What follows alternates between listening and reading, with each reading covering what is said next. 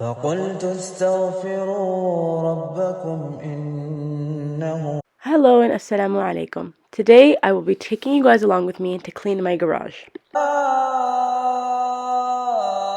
عليكم مدرارا ويمدد I started off by grabbing all of the things I don't use anymore and bringing it to the center of the garage.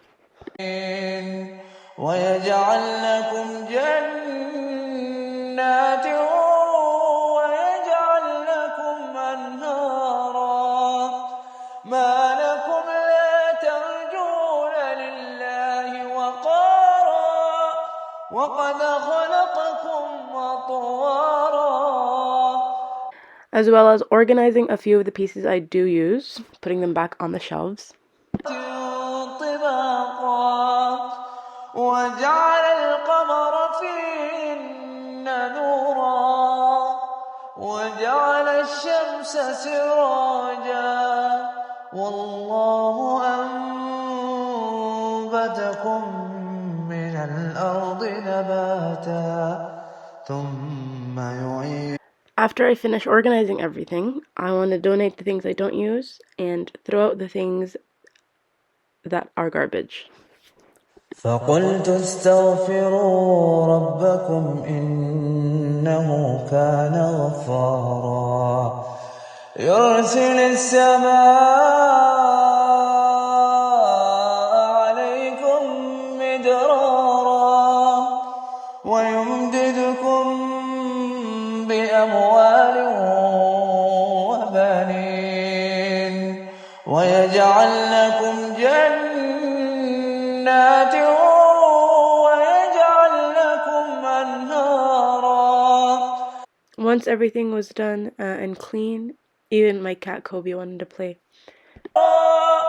وقد خلقكم أطوارا ألم تروا كيف خلق الله سبع سماوات.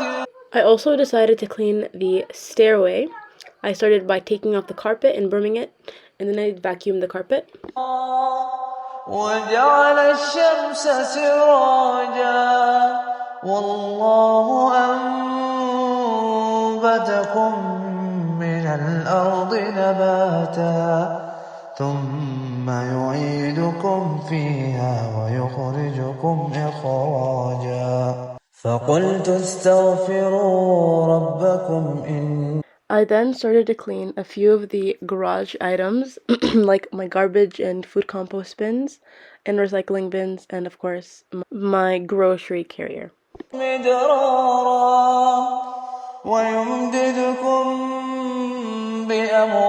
I then decided to open the garage to let it air out. ويجعل لكم جنات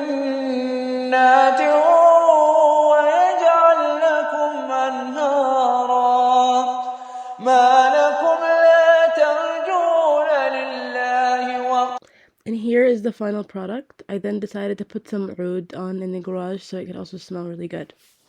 ألم تروا كيف خلق الله سبع سماوات طباقا. And then we rewarded ourselves for all our hard work with some dessert.